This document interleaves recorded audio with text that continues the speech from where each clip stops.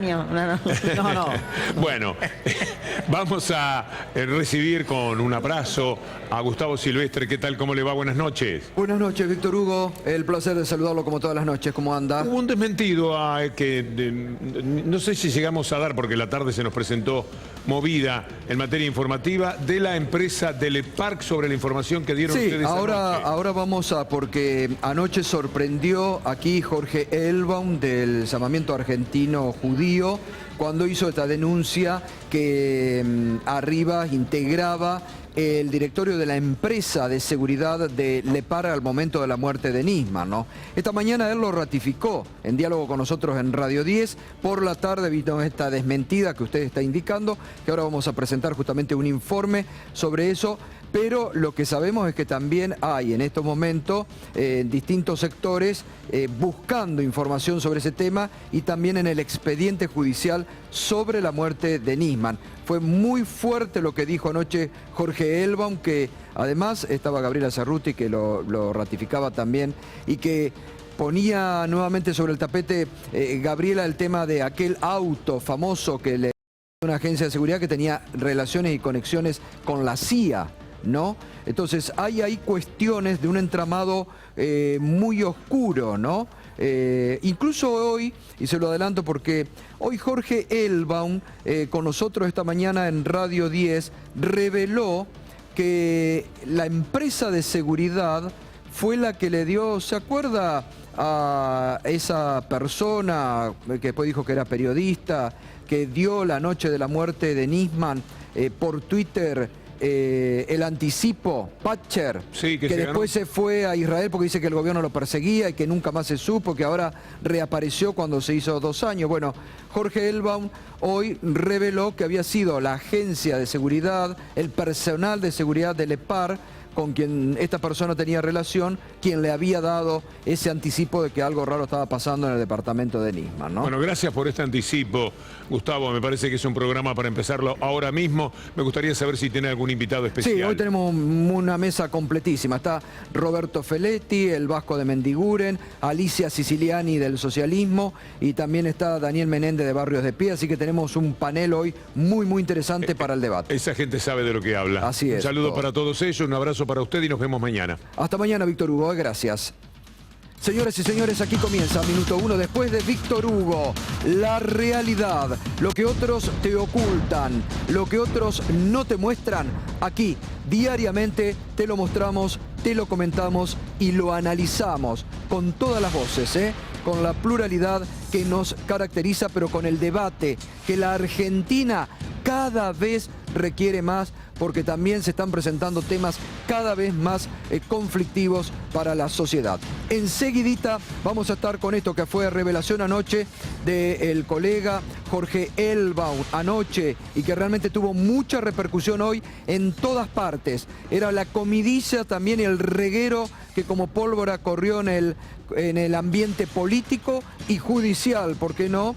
Cuando Jorge Elbaum denunció anoche que Gustavo Arribas, el actual titular de la AFI, pertenecía a la empresa de seguridad que al momento de la muerte de Nisman estaba justamente a cargo y que después tuvo muchos cuestionamientos por la seguridad en torno a Lepar. Hubo, como bien decía Víctor Hugo, una desmentida de la empresa. Enseguidita vamos a estar presentando un informe sobre ese tema que repercutió, reitero, y mucho, sobre una figura que está siendo cuestionada desde distintos sectores y denunciada, incluso por los aliados del propio gobierno, como ha sido Elisa Carrió, quien lo denunció y que hoy por hoy está imputado ya en la justicia, el actual titular de la AFI, Gustavo Arribas. En una jornada donde también la expresidenta Cristina Fernández de Kirchner ha denunciado penalmente al gobierno por el espionaje ilegal y ha pedido la expresidenta ser querellante en la causa que se abra por el espionaje ilegal en su contra a partir de lo que se conoció también esta semana. Y hay nuevos números de la caída del empleo en la República Argentina. Y enseguidita también, y aprovecho ya para darle la bienvenida nuevamente al programa a Leberco. Berco, buenas noches, ¿cómo estás? Bienvenido. Buenas noches, Gato. Alejandro Berkovich nos va a dar un informe muy interesante y revelador sobre lo que busca el gobierno. ¿Qué está buscando el gobierno con lo que anunció ayer que quería hacer para los pagos en contado con descuentos, que aparentemente se iba a encarecer las cuotas, pero que hoy ya el propio gobierno llamativamente dice, bueno, no estamos seguros que si pagás contado te van a hacer el descuento, ¿no? Es así, Gato. Otro blooper de la política comercial, en este caso del secretario de Comercio, de Miguel Brown. En un ratito sus declaraciones y en qué consiste el plan oficial para terminar con las cuotas sin interés, supuestamente en beneficio del consumidor. Usted sabe que el gobierno anterior había puesto realmente un plan muy exitoso que incentivó el consumo, que era el Ahora 12. El gobierno lo mantuvo, redobló la apuesta y creó el Ahora 18, pero ahora parece que va a ser, y por eso nuestro hashtag de esta noche, Adiós 12. Enseguida dale, Berco, con la información. Y bueno, durante todo el día, la verdad que hoy fue a la tarde el show. La verdad que yo no me podía ir a dormir la siesta hoy. No me podía ir a dormir la siesta que hago todos los días, si no, no puedo. Con el hackeo a la cuenta de la ministra de Seguridad, Patricia Bullrich. Realmente ya en este país, que se hackee la cuenta de Twitter de la ministra de Seguridad de la Nación, bueno, fue realmente, explotaron las redes sociales, explotaron Twitter, los memes, todos, fue impresionante, así que enseguida también vamos a estar con ese tema, el hackeo a la cuenta en Twitter de la ministra de Seguridad, Patricia Bullrich, porque habló después y se refirió a ese tema. Ya nos metemos, y otro anticipo, que enseguida les voy a contar. Nuevas presiones del gobierno sobre magistrados federales. El gobierno que decía venía por la República y a demostrar transparencia e independencia judicial, ya se llevó puesto un juez el año pasado, el juez Rosansky, que renunció por las presiones del gobierno. Y ahora renueva presiones muy fuertes sobre dos integrantes del Poder Judicial que enseguidita lo voy a revelar. Ya presentamos lo que fue también anoche muy fuerte aquí, Jorge Elbaum, y la denuncia.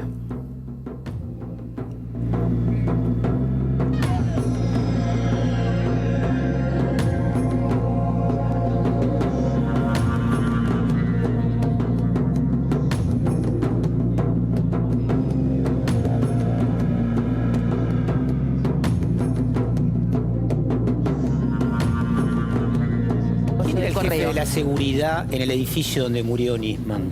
¿El Le Parc? Sí, Arribas.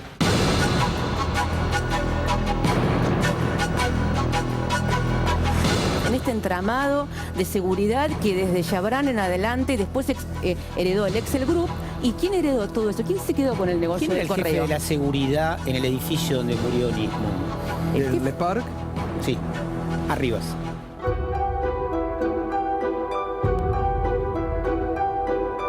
Tenía desde el 2011 participación en la empresa Seguridad Integral Empresaria Sociedad Anónima, cuyos titulares eran los hermanos Toros, hijos de Martín Toro, que es un ex coronel del ejército que tuvo participación con cargos claros en la última dictadura militar.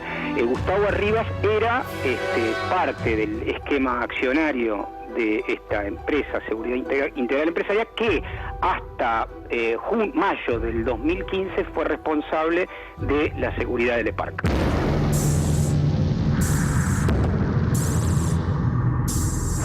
Era el dueño de la empresa de seguridad. Y el auto que usaba Nisman, el auto es un auto de una empresa de seguridad, que es la misma empresa de seguridad Kroll, ligada a Kroll, la que es CIA de los ligada a los Estados Unidos. Y tiene una empresa privada de seguridad que administraba las cámaras y la seguridad del complejo Le Parc en Puerto Madero. Que además estuvo investigada en las causas de las escuchas porque escuchaban a Burstein, al cuñado de Mauricio Macri y a Navarro, de Excel Group.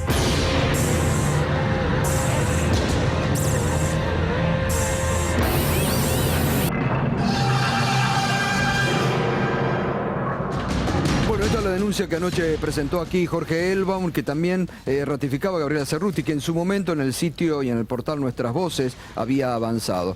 Hoy se comentó mucho, fue otro punto sobre la figura del titular de la AFI, Gustavo Arribas, cuestionado por lo que ha sido la denuncia del periodista Hugo Alconada-Muni del diario La Nación sobre las transferencias a su cuenta en Suiza, por la que va a tener que dar, y esperemos que la justicia argentina, tan ávida por estos tiempos de investigar, profundice en la investigación, porque hay aspectos que no cierran. Hoy Arribas presentó, dice el abogado, un documento en tribunales, pero hay aspectos que no cierran en torno a la denuncia presentada contra el titular de la AFI, Gustavo Arribas. Hoy hubo un comunicado de la empresa CIE que Seguridad Integral Empresarial desmiente versiones sobre el vínculo societario de Gustavo Arribas con la empresa en referencia a información vertida a medios de comunicación por el señor Jorge Elbaum. En el día de la fecha, Seguridad Integral Empresaria Sociedad Anónima desmiente de forma absoluta que el señor Gustavo Arribas, actual titular de la Agencia Federal de Inteligencia AFI, tenga o haya tenido vínculo societario alguno con la empresa o haya sido accionista de la misma. Pero sobre este tema, hoy también volvieron muchos sobre el expediente de la causa Nisman, el expediente que llevó en su momento la ex fiscal federal Viviana Fein, porque anoche el propio Jorge Elbaum dijo acá que eso también estaba o tenía algún tipo de llegada al expediente judicial. Por eso es que muchos hoy han vuelto, se está analizando y bueno, en las próximas horas puede haber sobre este tema alguna nueva versión, ¿no? Por lo pronto está este comunicado que también nosotros damos a conocer.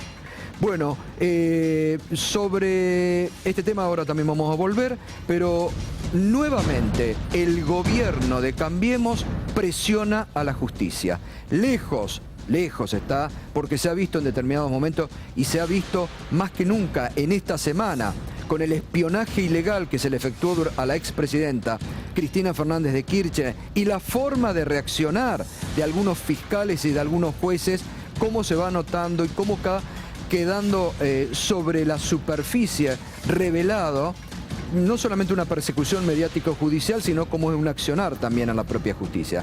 Y el gobierno, que el año pasado ya había adelantado que tenían la mira a esta persona, el camarista Eduardo Freiler, vuelve cuando se renueve la feria judicial, vuelve con las presiones políticas sobre este magistrado de la Cámara Federal, Eduardo Freiler, que hoy dijo: no pienso renunciar, no voy a renunciar por más que me presionen. Y el gobierno ahora estaría, o lo está presionando, con la posibilidad de iniciarle juicio político. El camarista ha redoblado la apuesta, ha dicho que está plagado de irregularidades las denuncias en su contra o el juicio político que le buscan armar en el Congreso de la Nación partidarios del gobierno de Cambiemos, y dijo que si llega a esa instancia, lo va a afrontar porque está plagado de irregularidades. Pero no todo esto. Hay otro conflicto que promete un febrero caliente y se los voy anticipando. Porque el gobierno y también el presidente de la Corte tienen en la mira al administrador del Consejo de la Magistratura, que no tiene cualquier apellido. Es Juan Cubría, esta persona que tenemos allí, es el hijo de la jueza federal María Romilda Servini de Cubría, que recordemos, sobre diciembre del año pasado, denunció públicamente que este gobierno, que el gobierno de Cambiemos, la estaba presionando a ella para que renuncie, para que se vaya, y que nunca en sus 40 y pico años de magistratura había tenido tantas presiones como las tenía ahora. El gobierno está presionando a Juan Cubría, el actual administrador del Consejo de la Magistratura, que además está chocando llamativamente, lo presiona al gobierno, pero choca con el presidente de la Corte, Ricardo Lorenzetti, buscan la renuncia y en febrero vuelven entonces las presiones del gobierno sobre estas dos personas, el camarista Eduardo Freiler y el administrador del Consejo de la Magistratura, Juan Cubría. Y además, bueno, está pendiente la amenaza del gobierno sobre el juez federal Daniel Rafecas. está pendiente la amenaza del gobierno sobre el juez federal Daniel Rafecas. Bien, hoy se conocieron nuevos datos nada alentadores sobre el empleo en la República Argentina en los últimos meses del año pasado. Sigue en picada, la caída del empleo privado en diciembre del 2016 fue del 0,5 y interanual 0,7. La caída del empleo privado en diciembre del 2016, construcción 0,4. Había tenido una recuperación y volvió a caer ahora en el último mes. 0,6 la industria manufacturera respecto a noviembre del 2016. Esta es la encuesta de indicadores laborales del Ministerio de Trabajo.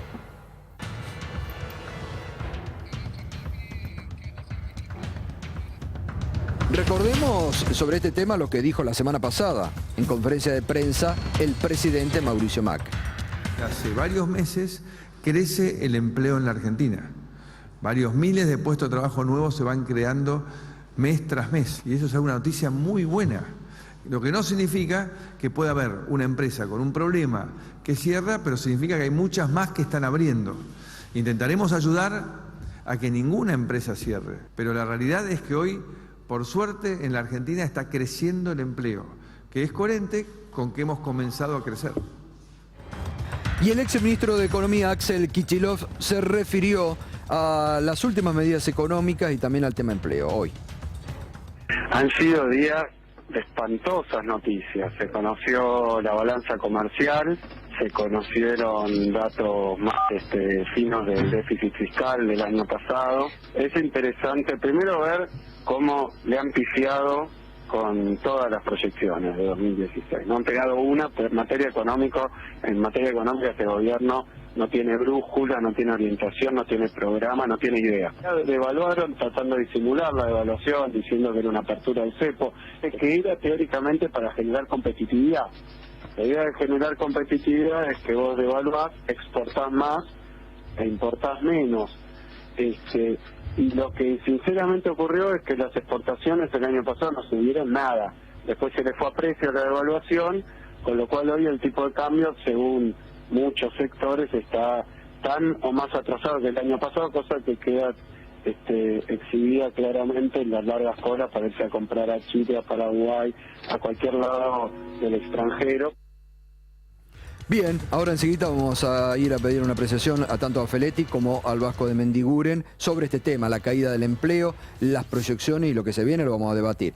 Pero también decía el tema de la tarde, sin lugar a dudas fue hoy, el hackeo a la cuenta personal en Twitter de la ministra de Seguridad de la Nación, Patricia Bullrich, que además tardó mucho, porque durante prácticamente 2 horas se hackeaban, se decían cosas insólitas realmente desde su cuenta sin que haya una reacción, ¿no? La ministra estaba en ese momento en un acto con el presidente y una de las frases que fue además trending topic durante toda la tarde, esta, ¿no? Macri gato, que fue lo que durante toda la tarde fue a través de esta cuenta.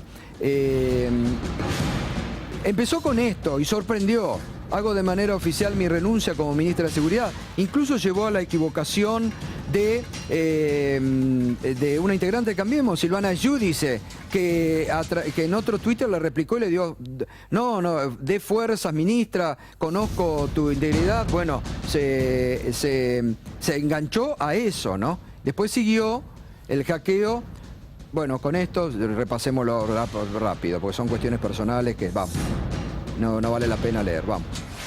Esta también, decía Macri gato, bueno, y otras cuestiones. Y la ministra hoy habló sobre esto, ¿no? La ministra dijo lo siguiente, vamos. Sí, me hackearon la cuenta, pusieron también mi teléfono, así que, bueno, en primer lugar decirles que a mí me pueden hackear la cuenta, pueden hacer lo que quieran, que vamos a seguir adelante con las cosas que estamos haciendo. Publicaron mi teléfono online, ya recibí muchísimos mensajes, muchísimos de aliento, así que le abrieron un canal de comunicación a la gente. Todos estos temas tienen que ser investigados, no tanto por mi cuenta, sino por lo que significa mi investidura como ministra de Seguridad. Creo que es una metodología que en la Argentina nosotros estamos trabajando mucho para trabajar mucho en lo que es ciberseguridad. Todavía nos falta.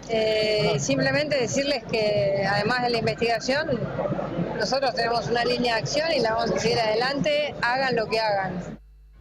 Bueno, sin lugar a dudas que hay que investigar quién hackeó la cuenta de la ministra de Seguridad. Como también la ministra tendría que poner el mismo ímpetu y los demás funcionarios del gobierno para investigar el espionaje ilegal que se está realizando en la República Argentina. Lo que pasó esta semana con la expresidenta, que es una vergüenza, y donde, reitero, la dirigencia política de este país no ha respondido a lo que tiene que reaccionar. Porque así como le han pinchado el teléfono a la expresidenta, le espían a cualquiera, como nos han espiado a nosotros, a Mauro Federico y a mí, que se metieron y hoy nuevamente me han hackeado mi computadora. Vaya a saber qué buscan, ¿no? Llamativamente, con algunos temas fuertes que estamos hablando, hoy nuevamente fue hackeada a través de los sistemas de alerta que tiene mi computadora, nuevamente hackeada mi computadora. Es decir, espían ilegalmente. Elisa Carrió denunció que la AFI la espía. Le hackean la cuenta a la ministra de Seguridad, Patricia Bullrich, que comprendo y absolutamente es repudiable. Por eso no quise ni leer las cosas que se decían ahí. Porque además, con el énfasis que ella dijo que hay que investigar, el gobierno tendría que haber salido a dar una respuesta institucional esta semana por el espionaje ilegal contra una expresidenta de la Nación. Más allá de los odios que puedan tener contra ella, es una expresidenta que también merece respeto. La denuncia que la estrella de Cambiemos, una figura de relevancia a la que el presidente Macri le da mucha importancia, como es Elisa Carrió, denunció, que dijo que la AFI y dijo Silvia Magdalani me espía, lo que pasó hoy con la cuenta, es decir, es de una gravedad institucional que, reitero, la oposición política de este país sigue dormida, sigue sin reaccionar, porque como espían hoy a la expresidenta o nos hackean a nosotros los periodistas e insisten en hackearnos, pese a que hay una investigación judicial que vaya a saber, tuvimos que ir a dar, Mauro Federico y yo, a dar explicación ante la justicia por un hackeo que nos deberían dar respuestas de dónde vino. Le hackean el Twitter a la ministra de Seguridad. ¿En qué país estamos viviendo? ¿Con qué garantías institucionales tenemos hoy los ciudadanos de este país? Ya ni hablo de la relevancia de una expresidenta, reitero. Y además, como lo dijimos esta semana, con los antecedentes que tiene el presidente Macri y el gobierno de Cambiemos de lo que pasó en el ámbito de la ciudad de Buenos Aires, donde este año, no nos olvidemos, bajo juicio oral y público, el espionaje ilegal montado en el ámbito de la ciudad de Buenos Aires. Entonces, ¿qué marco de seguridad institucional tenemos hoy en la Argentina? Donde le hackean el Twitter a la ministra de Seguridad, donde Elisa Carrió denuncia que a ella, la AFI de su gobierno la está espiando, y donde espían, donde han montado con lo mismo que montaron en el ámbito de la ciudad de Buenos Aires, montan ahora una pantalla de legalidad donde teóricamente lo seguían más allá, como 4 meses, a Oscar Parrilli para expiarla a la expresidenta de la República. Los que vinieron a prometernos más república tienen que darnos más república, no menos institucionalidad como la que se está viviendo en estos momentos en la Argentina. Bueno, Berco, vamos al tema que nos está ocupando también, el tema económico. Berco, el chau, adiós 12. Las compras en cuotas se han convertido en los últimos años en una forma de acceder para el empleado medio, diría Javier González Fraga, a algunos bienes durables que se le escapan a su sueldo. Una forma de incentivar el consumo y la producción local, y una forma también de hacer que gente acceda en cuotas a la compra de artículos que de otra forma no podrían comprar. Es algo que es consecuencia de la inflación también, lógicamente, porque uno compra en cuotas pensando, cuando son cuotas sin interés, pensando que de esa manera le va a ganar a la inflación, va a congelar una cuota y esa cuota se va a ir alivianando en el sueldo, algo que es absolutamente lógico desde el punto de vista económico. Ahora, el gobierno que dijo esto es una mentira, esto es en realidad un cobro encubierto, y en parte tiene razón que en los precios de las cuotas sin interés hay un interés implícito que nos están cobrando a todos los consumidores. cuál fue el error que lo llevó a un blooper inédito esta semana, que me parece vale la pena destacar, que creen que con una resolución pueden solucionar esto. Y claro, muy rápidamente se dieron cuenta de que no. Este es el secretario de Comercio, para quien no lo conoce, Mike Brown. Mike le dicen en el propio seno del oficialismo. Mike era uno de los grandes cráneos de la Fundación Pensar, un hombre doctorado en Harvard, que pone que es PhD en su tarjeta como funcionario, así PhD, no doctor, sino PhD, porque se doctoró en Harvard. Y él, en la conferencia de prensa que dio esta semana con el ministro de la Producción, con Francisco Latin Lover, Pancho Cabrera, lo que dijo fue la primera cita que les mostramos a continuación. Textual, estos son dos textuales. La primera de una conferencia de prensa. El primer y más importante impacto de la medida que estamos presentando, esto de transparentar o sincerar los precios, es que van a bajar los precios al contado de los productos que hoy se venden en la Argentina. Muchos nos preguntamos cómo haría para hacer que bajen los precios en la Argentina. Más que un PhD le tendría que dar el premio Nobel de Economía si lo consiguiera. Bueno, él mismo se dio cuenta al día siguiente, cuando dijo esto que, de vuelta cito textualmente, la resolución no garantiza que bajen los precios. Ahora, ¿qué dice la resolución? Vamos a la próxima placa, porque más allá de los dimes y diretes, a lo que a usted le preocupa, a lo que a usted le interesa es ¿qué va a pasar con las cuotas sin interés? Voy corriendo, como me decía recién una colega, voy corriendo a comprar el aire acondicionado. Y bueno, vea lo que dice la resolución. La resolución dice que se prohíbe promocionar cuotas sin interés en los comercios. Por supuesto, hablamos de bienes durables, no solo de electrodomésticos, sino también muebles, cosas que uno paga con el correr de los meses. Se prohíbe promocionar cuotas sin interés. Los comercios van a estar obligados a promocionar, por un lado, el pago al contado, que el contado es efectivo, billete, tarjeta de débito, que también es de contado, o tarjeta de crédito en un pago. Estas son las tres formas de precio al contado. La van a tener que explicitar separado del precio financiado en cuotas. O sea, le tienen que mostrar, por un lado, el precio de contado, por otro lado, en cuotas, cuánto es el total y de cuánto es cada cuota. Ahora, además debe figurar el precio total con cada tarjeta y el costo financiero de cada una de las tarjetas. Esto es un cambio tan drástico de costumbres para las casas de electrodomésticos, para los supermercados, para todos los que están habituados, los comercios chicos también, a hacer uso de estos mecanismos, que es cierto, implican un interés. Es cierto que el que paga de contado hoy está subsidiando implícitamente al que paga en cuota, todo eso es cierto. La fantasía era que iban a bajar los precios al principio. Bueno, ahora esta resolución supuestamente viene a resolverlo. Miren la próxima placa lo que les voy a mostrar. Esto es una promoción de hoy de un supermercado que yo lo conozco, usted lo conoce, no ponemos la marca para que no se enojen ellos. Ahí tiene un ventilador de techo y una cafetera, una calentadora de agua. El ventilador de techo, fíjense que está promocionado en cuotas y este ventilador de pie también está promocionado en cuotas.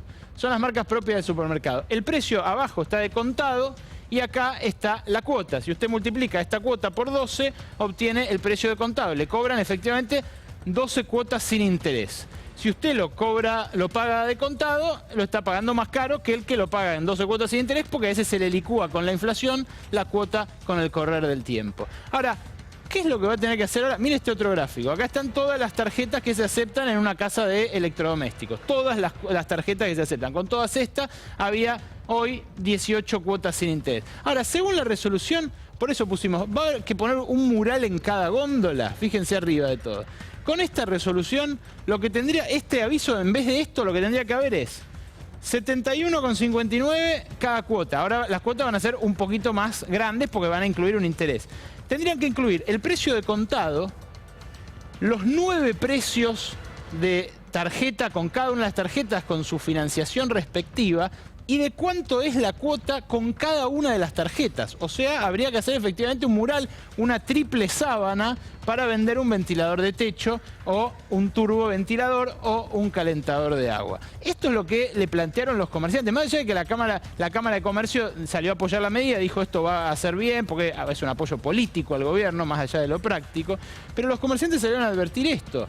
Primero esta situación y luego lo otro, a lo que apuesta el gobierno, a que los bancos compitan. Vamos a la que viene. ¿Cómo que los bancos compitan?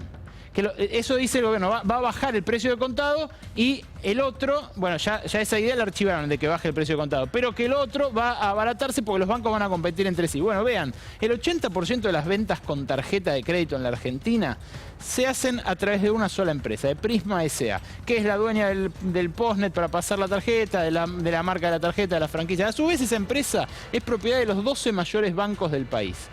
¿Por qué empezarían a competir ahora esos 12 bancos que están colusionados, que tienen entre sí un vínculo para administrar las tarjetas de crédito? ¿Será acaso un truco para dibujar los índices de inflación? Porque quiero recordarles que esto puede ser una forma de truchar los índices más elegante que las que hemos visto en el pasado. Los índices de precios, las estadísticas, miden el precio de contado.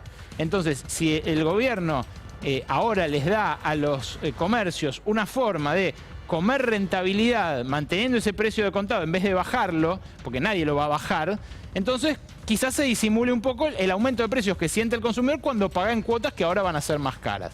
Finalmente esto nos lleva a ahora 12 y ahora 18, la última. El gobierno había dicho sigue ahora 12, sigue ahora 18. Ahora la resolución que salió esta semana no establece ninguna excepción a la prohibición de promocionar, de presentar cuotas sin interés para ahora 12 y ahora 18. Lo que dice es que siguen los planes, pero que no se llamarán más sin interés las cuotas 12 o 18 cuotas. En los hechos, a lo que habilita es a que en las cuotas se cobre más caro que de contado, aunque menos que sin el subsidio. O sea, en cuotas de ahora 12, supuestamente va a ser un poco más barato que financiarlo si no es nacional, si no entra en el plan ahora 12. Pero que va a ser más caro que el contado, ahora puede ser más caro que el contado, a diferencia del plan original, que permitía que las cuotas sumaran, 12 sumadas, sumaran el precio de contado. Bueno, Berco, venite así ya.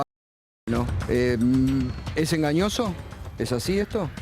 Es engañoso porque en rigor de verdad lo que el gobierno debió haber puesto o debió haber dicho es una presión sobre los bancos para que bajen el costo del financiamiento en tarjeta de crédito, si realmente quiere estimular el consumo. Porque acá yo pongo el precio en cualquier lado y bueno, voy con cualquier tarjeta y no recibe el consumidor ningún beneficio. Y tampoco, o tal vez podía haberlo hecho si quería, que sobre el precio de lista al que paga de contado les cuenten un 10% de prepo. ¿Pero esto no es otro golpe al consumo?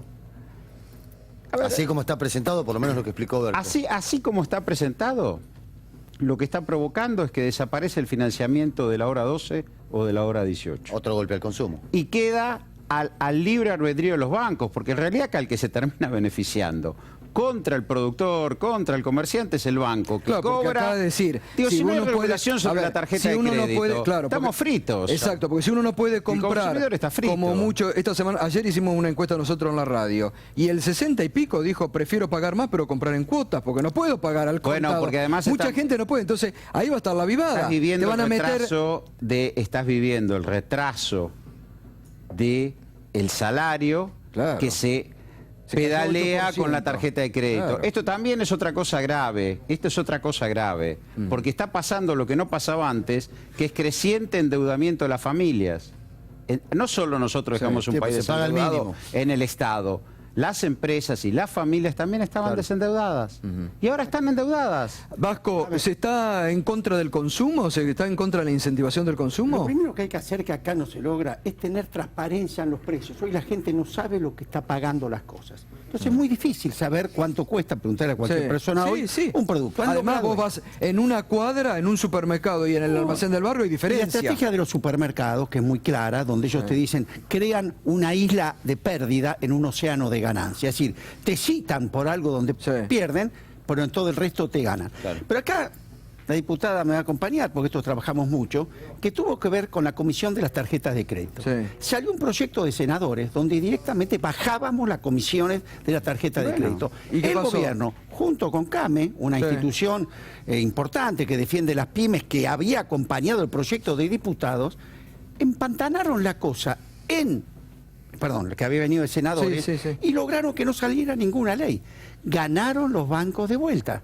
Se quedaron con las comisiones que pagan y prometen. ¿Y cuál fue la amenaza de los bancos? Si nos sacan la comisión, no tenemos más el ahora 12. Conclusión, mantuvieron la comisión y sacan Ahora, los bancos y los supermercados transformaron el consumo en un negocio financiero. Esto hay que decirlo. Brown es parte de la familia que es dueño de la cadena de supermercados La Anónima. Digo, este esquema termina favoreciendo bancos y supermercados. Hay una tarjeta. Ahora, Vasco, vos decís, hay poca transparencia, que es verdad. No se sabe qué precio, es verdad. Pero ¿quién se tiene que encargar de eso? ¿No se tiene que encargar el gobierno? ¿La Secretaría de Comercio Interior? ¿De ir, de investigar, de regular? Pero ¿sabés qué encuentra el gobierno como salida? Estuvo hoy en uno de los diarios. Que el gobierno dice, en vez de entender estas distorsiones de la cadena, dónde están los abusos, abre la importación. Dice. Vamos a corregir estos temas abriendo la importación cuando vos tenés con toda claridad, vengo a estar en una reunión con pequeños y medianos empresarios de una firma de fábrica de jeringas, donde vos te dicen, ¿a cuánto ingresa esa jeringa hoy en Argentina? A 60 centavos de dólar. Producirla cuesta 92, ¿no? Sabés que hay dumping interno. ¿Sabés a cuánto llega al público? 9 pesos con 50. Seguro. ¿Me quiere decir qué vas a generar bajando la importación si no sabés dónde están los costos? ¿Alicia? Sí, yo creo que este es otro blooper del gobierno. Esto es una medida de un profundo desconocimiento de lo que pasa en los sectores reales de la economía. Los sectores medios consumen con las tarjetas de crédito en cuotas porque no tienen el dinero efectivo. No van a poder ir al supermercado o al negocio a comprar al contado como si tuviera la posibilidad y la plata en el bolsillo para hacerlo. Esto es un consumo en una inflación del 40%. Si el gobierno no se ocupa realmente de trabajar para bajar la inflación, no hay ninguna medida. Es como escuchar que va a haber créditos para la vivienda a 20 años, en una economía con el 40% de inflación. Es irreal. Tenemos que ir a las cuestiones estructurales y no a estos parches, porque esto no va a pasar nada. Las cosas van a quedar como están, porque la gente no va a tener la plata para ir a comprar al contado. Sí, o va a pagar más caro. La va a pagar más caro y porque además no existe que bajen los precios. Las familias se están endeudando en un contexto de regulación del mercado financiero, donde los bancos pueden cobrar lo que quieren. Esto específicamente me interesa y lo quiero introducir a Menéndez también con esto, peligroso. Porque me da la sensación de que representa un sector muy importante, Barrio de Pie, que está con los sectores populares, ¿no? También. Porque, bueno, la verdad que en los sectores populares hay un intento de endeudar también a la gente, digamos, evidentemente no hay poder adquisitivo, lo demuestran sus propios informes, no está habiendo consumo, pero ¿usted nota que está aumentando el prestamista, el giro por ahí de la tarjeta, que ahora las tarjetas Argenta ahora también tampoco se les piden demasiado dato para que les sobregiren? Hay un mecanismo que es miserable, el crédito, el acceso al crédito en los sectores más informales o en los barrios más humildes es un asalto a mano armada, se financian y hay ganancias usureras que dan vergüenza. Todo lo que tiene que ver con los préstamos a sola firme y toda la cantidad de empresas, de negocios y curros que hay alrededor de este tema, una buena parte de las familias más humildes están endeudadas, desde los chicos que agarran y se compran zapatillas, celulares, hasta cualquier necesidad de se muere un pariente y hay que recurrir al prestamista para el velorio o cualquier gasto imprevisto. Siempre se recurren a esas casas que uno ve, por ejemplo, en la provincia de Buenos Aires, los grandes distritos, en la estación hay un localcito de 3x2, un mostrador y con el DNI te dan 7.000, 10.000 mangos a una tasa. Los engancharon y después nunca más pueden salir de eso. No atroz. Nunca más. Ahora, en esos sectores realmente, están peor que hace un año, indudablemente, que hace 2 años atrás. Esos sectores que ustedes están marcando. Esta medida es un encadenamiento de medidas que son todas malas. O sea, no hay una medida que uno pueda pensar que tiene que ver con reactivar el mercado interno y también el afectar el consumo de los sectores medios constituye un círculo desvirtuoso, por decirlo de alguna forma, porque muchas changas o mucho empleo informal que se genera tiene que ver con que el sector medio, los profesionales tienen un manguito de más. A ver, se lo pregunto a vos, Vasco, y a Roberto, a Alicia también, obviamente, pero ¿por qué el gobierno se niega a reactivar el consumo interno? Porque lo primero que dijo González Fraga el otro día, bueno, no hay que creer en eso de reactivar el consumo interno, nos puede hacer volver a crecer. Mira, te digo que el peor error, perdón. No, dale, Vasco. El peor error que puede cometer el gobierno este año es tratar de que vuelva a perder poder adquisitivo el salario, que lo veo, que lo está preparando, porque cuando dice que la inflación va a estar entre el 12 y el 15%, te están preparando cuáles son los reclamos salariales. El salario poder adquisitivo en Argentina el año pasado perdió 10%, digamos, entre lo que promedio las paritarias y lo que fue la inflación, y mira la caída del consumo. Si vos crees que la solución para la inflación va a ser que el salario no solamente no recupere, sino que vuelva a perder adquisitivo el salario, es martillarse los dedos. Hoy el mercado externo no existe, el mundo está vendedor, no comprador, nos queda solo este mercado. Y este es un error que creo que el gobierno está preparando porque cree que es la salida. Bueno, lo están diciendo además. No hay error, ¿eh? Yo en eso, yo comparto el diagnóstico del Vasco, absolutamente no hay error. Porque para reactivar el mercado interno hay que transferir ingresos. Y el gobierno lo que ha hecho en el último año es transferir ingresos a los sectores más ricos. Vos no vas a tener consumo popular si no hay energía barata y si no hay alimentos baratos. Y nuestro gobierno, con lo que fuera, sostenía el mercado interno sobre la base de tarifas y sobre la base de alimentos. González Frada dice que era una fantasía y además dice que es inflacionario. Siempre que los ingresos populares mejoran y siempre que la gente consume es una fantasía. Pero no es inflacionario. Ahora, cuando lo grave, no es inflacionario, de ninguna manera. De ninguna manera, no. Porque entonces el aumento de salarios termina siendo inflacionario y no es así. Pero acá hay una discusión. Es cierto que la economía estaba sobreexpandida. Hay una discusión sobre la inversión, lo conversamos fuera de micrófono con el Vasco. Ahora, la destrucción para resolver la sobreexpansión, yo lo que hago es destruir la demanda, no elevar la oferta. Esto es lo que ha hecho el gobierno. Sobre la base de una transferencia de recursos, yo estoy preocupado además por los desequilibrios macroeconómicos, el fiscal y el externo. Presente en crisis grave de este país como la hiperinflación en el 2001. Pero además es un tema que tiene que ver, perdón Alicia, con la inversión. Perdóname, Alicia. Yo no conozco...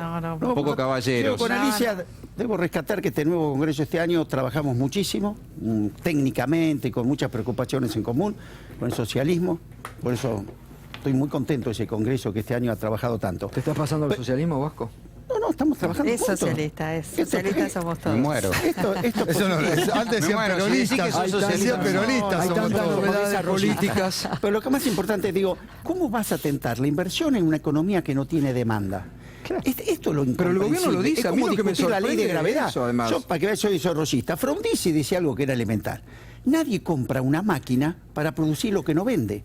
Conclusión, es muy difícil que vos tengas inversión. Entonces vamos a un camino. Sí, así es. Alicia, vos. Así es, y realmente culpar al costo laboral porque no se generan empleos es poner sobre el debate un debate totalmente equivocado. Creo que no se genera empleo por las condiciones macroeconómicas y porque estamos en un momento del mundo muy complejo, muy difícil. Muy grave. Hoy es muy grave. Tenemos que mirar a Latinoamérica porque lo que hoy ha pasado entre Estados Unidos y México es de una gravedad extrema. Estamos hablando de cuestiones... La solidaridad latinoamericana es importante. Y la solidaridad latinoamericana que siempre hemos pregonado, hoy es una necesidad y es una oportunidad. Pero no seguramente saldremos de los problemas bajando salarios. Creo que el gobierno... con paralizar la obra pública y ven la destrucción de empleo no solo en la industria, que está amenazada por el ingreso de cosas, ya se habla de un techo del 17% en los maestros, ¿no? La paritaria docente. Pero además con la construcción, la paritaria estatal, ha paralizado la obra. Y lo que tiene que saber el gobierno, que cuando la economía empieza a crecer por inversión, no genera empleo inmediatamente. Daniel, volviendo un poco sobre lo que te preguntaba Berco, ¿en cuánto ha caído el consumo en los sectores populares, en los sectores que ustedes diariamente están con ustedes? ¿O no consumen directamente? Sí, ha caído significativamente. Lo que hay, que hace un tiempo nosotros venimos alertando, es un proceso de malnutrición. Es decir, se pasa de la carne a las harinas. ¿Eso se ha profundizado? Eso se ha profundizado significativamente. Nosotros relevamos la situación de los chiquitos que concurren a nuestros comedores y ya no un problema de desnutrición, que es ya, digamos, no ingerir alimentos, sino... se está en una situación justamente de consumir no proteínas, que son los alimentos más caros. Cayó el consumo de la carne, cae el consumo de ese tipo de alimentos, de leche más nutrientes, caído, ¿no? De la carne, de la leche, y se pasa a las harinas, al guiso con poca proteína, a un fenómeno que es novedoso.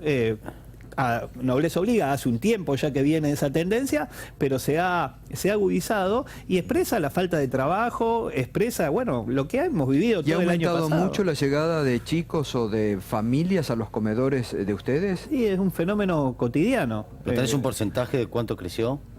¿O un aproximado? Bueno, Margarita Barrientos señaló a lo largo del año que el 50% de chicos concurren más a los comedores que ella sostiene, y es un fenómeno, pero incluso donde uno concurre a un barrio es una necesidad que se expresa con mucha fuerza, ¿no?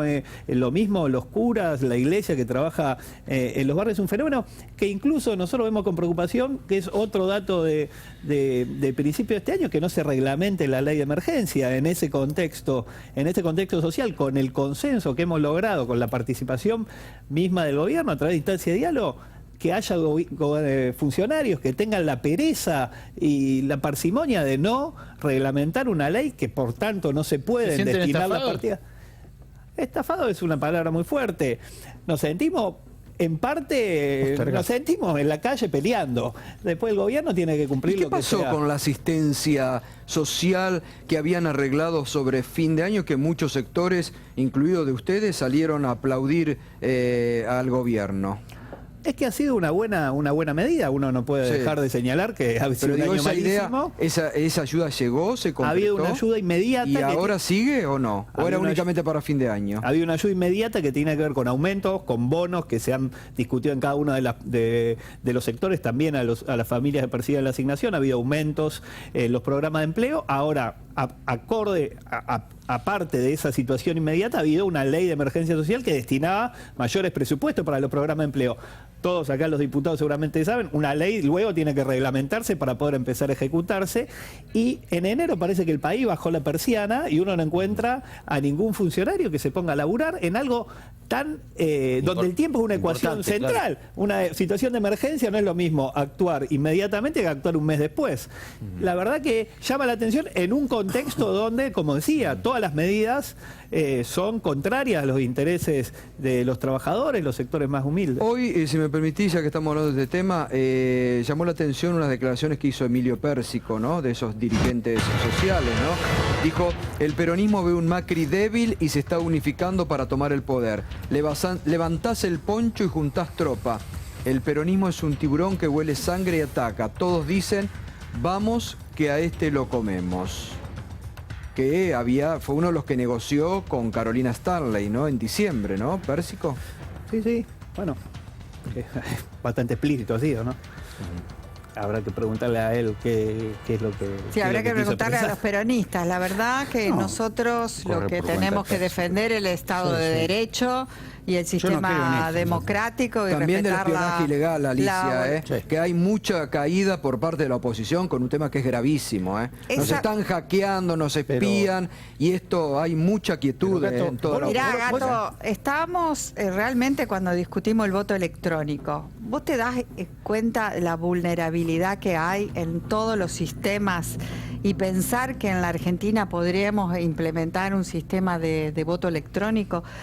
Uno no tiene dimensión a veces de la vulnerabilidad. Hoy no la hackearon a Patricia Bullrich, hackearon a la ministra de Seguridad de un país soberano. Y eso es el llamado de atención que tenemos que tener todos los que defendemos la República, los que defendemos la democracia y los que creemos en la política. Tenemos que poner prioridades. Eso es lo que más me preocupa.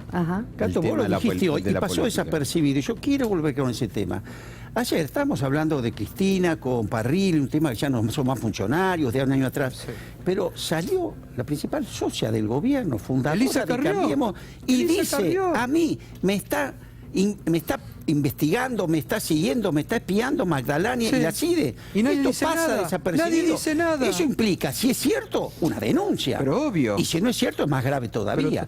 Ahora esto pasó, fíjate vos, pasó y nadie... Yo ayer dije en otro programa, Si esto lo piensa Cambiemos, que están en el gobierno, ¿qué nos puede pasar a nosotros que somos No, oposición? pero nosotros tenemos la responsabilidad política el 1 de marzo, porque lamentablemente no nos van a llamar a extraordinarias, aparentemente, pero nosotros el 1 de marzo tenemos que tratar el tema de la AFI. Inclusive Carrió, dentro de Cambiemos, está proponiendo la disolución de la AFI y la creación de una nueva agencia de inteligencia. Yo creo que eso tiene que ser una para espiar a los prioridad. políticos. El narcotráfico no opina. La guerra que estamos llevando contra el narcotráfico, yo le pregunto, 1.200 millones de pesos de presupuesto, que además este gobierno volvió a hacerlo secreto. Sí. Estaba Fondos público reservados. y volvieron los fondos reservados. Y no sabemos qué pasa en la frontera. Y no sabemos cómo pasa a la gente, que es a la vista. Es muy grave. Yo quisiera volver a las declaraciones porque había un epígrafe que señalaba cierto contrapunto. Los movimientos sociales hoy más que nunca vamos a reafirmar un acuerdo central más allá de matices que tengamos y de visiones que pueda haber. Acá hay una situación social que si de alguna forma se le puede poner un freno es tratando de coagular la mayor puntos de interés común, y en ese sentido el punto de acuerdo que hemos logrado con la emergencia social y la enorme cantidad de puntos de acuerdo que tenemos con el movimiento Evita, con infinidad de otras organizaciones sociales, van a primar por sobre la cantidad de agresiones que hay hoy. Hubo aparentemente... Eso corre por... No, porque si no queda... Esto corre por cuenta... Esas declaraciones son de Pérsico, corren por cuenta de Sí, no, que Pérsico. llamó la atención porque Pérsico además tuvo una actitud muy conciliadora. Pues si no, estamos todos en un escenario que no es así. Lo que sí ratifico es que yo tengo la impresión de que la economía está yendo por delante de la política y puede volver a haber una crisis de representación. Acá es grave el desequilibrio macroeconómico que tiene el país. En lo fiscal es el doble, se desgarraban las vestiduras por el déficit nuestro, este es el doble. Y tenemos una cuenta corriente que hay que financiarla en 25.000 millones de dólares. Y estas situaciones fueron las que provocaron la crisis de hiperinflación del 89 y la crisis del 2001. No digo que estemos igual, pero estamos yendo hacia ahí. La dirigencia política, sindical, me parece que es grave el deterioro social que plantea concretamente a caballo de esto. Y nadie, está discutiendo. ¿Cómo puede ser que el gobierno diga que tiene un déficit del doble? ¿Cómo puede ser que el secretario de Finanzas diga, bueno, ya tomamos toda la deuda en el sector, en el mercado internacional y ahora vamos a tomar el mercado interno? Y termina eyectado el presidente de Banco Nación. Sí. Es una crisis grave. Además, Gato, yo creo, y digo algo que para mí es preocupante, pero hay una campaña de ocultamiento de los temas. Obvio. Vos fíjate que está lo ves todos Gato. los días, donde parece que lo único que se quiere buscar es la polarización para tapar las cosas. Vos fíjate que mientras estamos hablando, el mismo INDEC dijo que cayeron 5.100 empresas pymes desaparecieron. El año pasado. 120.000 empleos formales, lo que implica 400.000. Esto no está en la agenda. Nosotros tenemos en el socialismo un montón de agendas concretas de reactivación de la economía. Es imposible instalarlas.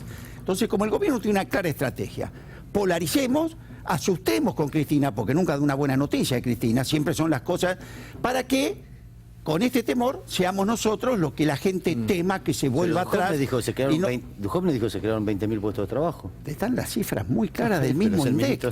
Pero los desequilibrios son graves. El nivel de endeudamiento que asumió el país en este corto plazo es enorme. Es una fiesta. ¿Quién se va a hacer cargo de esto? Yo coincido con Roberto Feletti la preocupación. Y no hablamos de responsabilidades políticas, ni hablamos del anterior gobierno, ni hablamos de este gobierno. Hablamos de una cuestión objetiva, de desequilibrio económico muy grande, con enormes necesidades y con un problema de financiamiento del Estado que tenemos que decidirlo los argentinos cómo lo vamos a financiar, porque esto compromete no solo nuestra generación, sino estamos comprometiendo las generaciones futuras. Y todos sabemos, Gato, que tomar deuda. Si la economía real no arranca. Pero ¿qué hacemos con ese endeudamiento? Y no tiene capacidad de repago. Y encima con la llegada de Trump.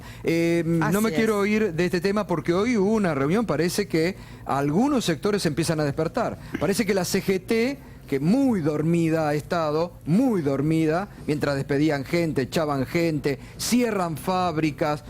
Ayer se anunciaba esto, bueno, ahora una conciliación obligatoria sobre Van Gogh, pero hoy tuvo una primera reunión. y ha lanzado ya algunas advertencias, ¿no, Berco? Sí, es así. Novedades que nos llegan mientras vuelven los dirigentes sindicales de Mar del Plata, donde Luis Barrionuevo fue el anfitrión de una reunión de referentes de todos los gremios. Estaban, por supuesto, los líderes actuales de la CGT, también algunos de los de la gestión anterior, de las distintas vertientes de la CGT que se introdujeron allí, que se integraron en la misma central, y lo que nos cuentan es, por un lado, que hasta Luis Barrionuevo, que es el principal defensor del gobierno, ¿no?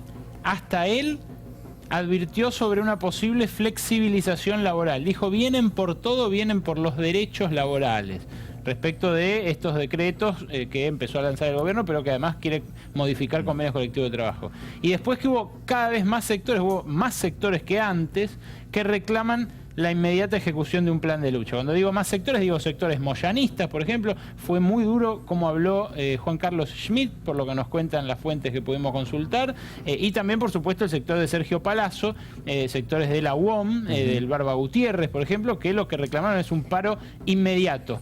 Un paro que se vote el 3 de febrero, cuando se vuelve a reunir la comisión directiva, que convoque a un comité confederal para lanzar un paro en marzo. Insisto, es lo que se habló hoy en el asado, donde Barrionuevo fue el anfitrión. Todavía decisiones no hay. ¿Feletti a esto se refería Pérsico? No, yo creo que, no sé, a ver, yo no quiero opinar sobre la declaración de Pérsico. Yo lo que creo que hoy hay una presión sobre la situación social, que bueno, hay dirigentes que se hacen cargo y habrá dirigentes que no, que van a tener que hacerse cargo. Digo, más allá, yo no voy a entrar a discutir si la CGT tiene que ir al paro o no, porque corresponde a ello la representación sindical. Pero sí es sorprendente que la CGT, que siempre es un movimiento no clasista, sino de reclamo al Estado, no haya tenido un pronunciamiento político sobre esto. Bueno, ha estado dormida. No ha tenido pronunciamiento, no hay un documento de la CGT, o los 26 puntos, o el plan de Huerta Grande, o los acuerdos sociales, no hay, no, bueno. Hay una distancia entre los dirigentes. No, yo no, eso corre por, yo no, sí. No, pero yo digo, hoy corre por mi cuenta, sí. Pero yo digo, hoy vos no tenés un pronunciamiento. Digo, acá se han ido, por la cifra del Banco Central, al 30 de septiembre del año pasado, 21.400 millones de dólares. Se fueron, se lo sacaron a todos los argentinos al bolsillo